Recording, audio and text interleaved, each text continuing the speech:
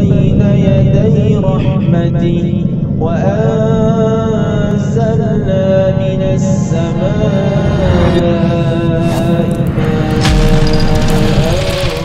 طهورا. Bismillahirrahmanirrahim. Alhamdulillahirrabbilalamin. Wassalatu wassalamu ala ashrafil anbiya'i wal mursalin wa ala alihi wa sahbihi ajma'in.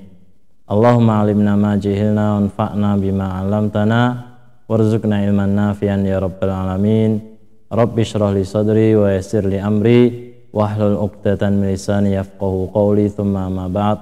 Uhayyikum jami'an bi tahiyatil Islam. Assalamualaikum warahmatullahi wabarakatuh. Alhamdulillah, senang sekali bisa berjumpa kembali dengan para ikhwan dan akhwat sekalian, pemirsa Masjid TV, media dakwah untuk Islam yang rahmatan lil alamin. Para ikhwan dan akhwat sekalian, pada pertemuan kali ini kita akan membahas tentang satu bab yang sangat penting, yang ini menjadi pembahasan yang utama dan pertama di dalam kitab-kitab fikih, dan bagian terpenting juga di dalam bab thaharah. Kita tahu bahwa di dalam kitab-kitab fikih ya, dari berbagai mazhab selalu yang dikaji ya di awal kitab fikih itu adalah bab thaharah. Dan banyak di antara pengkajian bab thaharah itu dimulai dengan pembahasan masalah ini. Apa itu? Yaitu masalah al-ma'u, yaitu masalah air. Para ikhwan dan akhwat sekalian, di dalam kitab-kitab fikih para ulama ada yang membagi babul miyah, bab tentang air ini menjadi dua, dan ada juga yang membagi jenis air menjadi tiga. Yang membagi dua, mereka membagi jenis air yang menjadi air yang tohurun ya, mensucikan atau dapat digunakan untuk bersuci. Ada juga selain tohurun juga al-ma'u an-najis, yaitu air yang najis. Tapi ada juga para ulama yang membaginya menjadi tiga jenis, seperti para ulama dari kalangan madhab asy-syafi'iyah yang membagi air menjadi tiga jenis. Yang pertama yaitu al-ma'u at-tahir, air yang suci tapi tidak bisa mensucikan. Al-ma'u at-tahur, air yang suci dan juga bisa mensucikan. Kemudian yang ketiga al-ma' an-najis, air yang najis yang tidak bisa digunakan untuk bersuci.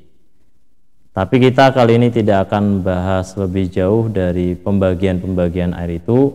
Kita hanya akan bahas pada kesempatan kali ini air yang bisa digunakan untuk bersuci, atau yang disebut dengan al-ma' at-tahur.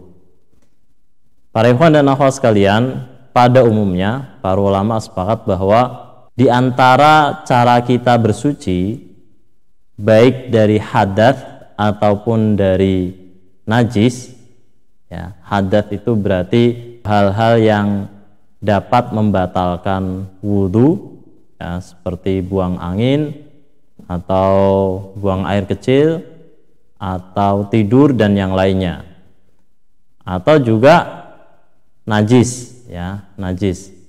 Jadi air yang mensucikan itu ya bisa digunakan untuk bersuci dari hadas, juga bisa digunakan untuk bersuci dari najis. Dan para ulama ya, mereka sepakat bahwa di antara cara kita bersuci ya dari najis ya dan dari hadas adalah dengan bersuci dengan air. Nanti kita akan membahas ya cara selain bersuci dengan air atau yang kita sebut juga dengan wudu. Ada cara lain sebenarnya, yaitu bersuci dengan tayamum sebagai pengganti dari wudu. Tapi kali ini kita akan bahas tentang masalah air yang bisa kita gunakan sebagai bersuci. Nah, para ikhwan dan akhwat sekalian, secara umum pada dasarnya Allah Subhanahu wa taala menurunkan air itu yang fungsinya untuk bersuci. Dalam suatu ayat Allah Subhanahu wa taala berfirman, "Wa anzalna minas samaa'i ma'an tahura." Dan kami telah menurunkan dari langit ma'an, air tahuron yang suci lagi mensucikan, yang bisa digunakan untuk bersuci. Dari pada dasarnya Allah Subhanahu wa taala menciptakan air itu, ya, segala jenis air itu bisa kita gunakan untuk bersuci. Kemudian hal yang kedua, para ulama, ya, mereka berselisih pandangan tentang apabila ada air yang jatuh, ya, di dalamnya najis yang menyebabkan, ya, air itu kemudian, ya, menjadi najis. Mereka awalnya bersepakat bahwa, ya, segala jenis air apabila itu banyak dan jatuh di air itu sesuatu yang najis dan tidak merubah, ya, 3 sifat air itu, yaitu rasanya, kemudian baunya, kemudian warnanya, ya, apabila tidak berubah, ya, maka air itu tidak najis. Nah, para ulama sepakat apabila salah satu dari 3 sifat ini berubah, ya,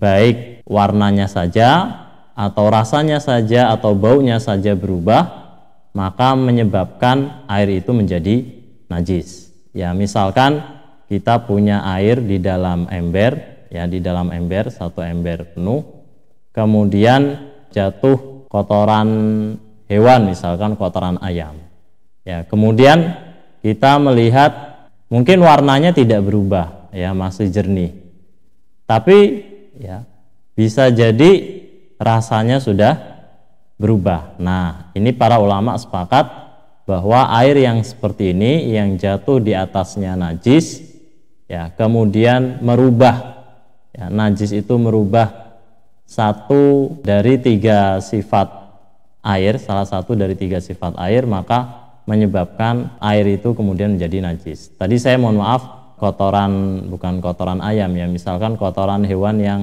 najis seperti kotoran kucing, ya, kotoran kucing misalkan, maka itu menyebabkan najis apabila menyebabkan perubahan salah satu dari 3 sifat air ini.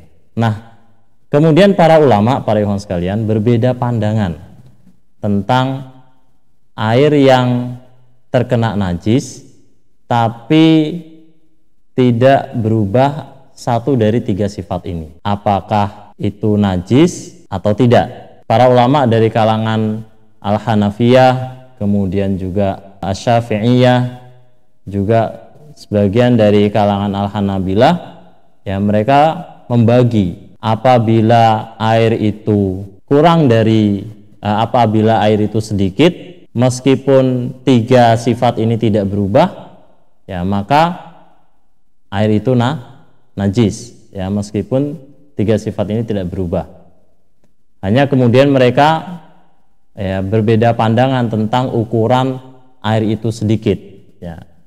Dari kalangan Al-Hanafiyah, air yang sedikit itu ukurannya adalah apabila kita menggerakkan air dari satu tepi bagian air itu, ya, maka gerakan air itu, gelombang air itu tidak sampai pada tepi bagian yang lain. Misalkan ini ada kolam, ya, besar, ya, kemudian kita menggerakkan, kemudian kolam itu kejatuhan kotoran kucing misalkan, kemudian kita menggerakkan, ya, satu tepi air, ya, kemudian gelombang air itu, ya, sampai pada tepi berikutnya, maka ini termasuk air yang sedikit dan, ya, najis, ya, meskipun tidak berubah rasa, sifat dan baunya. Tapi kalau kita gerakkan di satu tepi, ya, tidak sampai pada tepi yang lainnya, ya, maka itu termasuk air yang banyak dan tidak najis. Nah, bagi kalangan Syafi'iyah, ukuran kecil itu bukan pada ukuran yang seperti disebutkan di dalam mazhab Al-Hanafiyah. Ya, bagi kalangan Asy-Syafi'iyah, ukuran sedikit, ya, dari air itu maduna kullatain, yaitu kurang dari dua kullah. ya. Apabila air kurang dari 2 kullah, maka itu air yang sedikit, dan apabila jatuh padanya najis meskipun tidak berubah salah satu dari 3 sifat tadi, maka air itu tetap najis. Kenapa? Karena kurang dari 2 kullah. Nah, 2 kullah itu dalam ukuran kita, dalam ukuran liter itu sekitar 160,5 liter, ya, 160,5 liter. Kalau satu toren itu ukurannya 300 liter air, ya, satu toren atau satu tower besar itu ukurannya 300 liter air, maka kira-kira setengah dari toren itu, ya, setengah toren itu, maka itu air yang kurang dari 2 kullah. Kalau satu toren itu isinya 300 liter air penuh, ya, berisi penuh, ya, terkena kotoran cicak misalkan atau kotoran kucing, ya, misalkan, maka itu lebih dari 2 kullah, maka tidak najis. Tapi apabila setengahnya, ya, kurang dari 2 kullah, kurang dari 160,5 liter, maka itu najis. Nah, yang menjadi dasar dari pandangan bahwa ukuran sedikitnya air yang menyebabkan air itu najis apabila terkena najis, yaitu hadis dari Ibnu Umar di mana Rasulullah SAW bersabda, "Idza kanal ma' kullatain," apabila air itu sebanyak 2 kullah atau 160,5 liter, lam yahmilil khobath. Rawahu At-Tirmidzi wa Abu Dawud.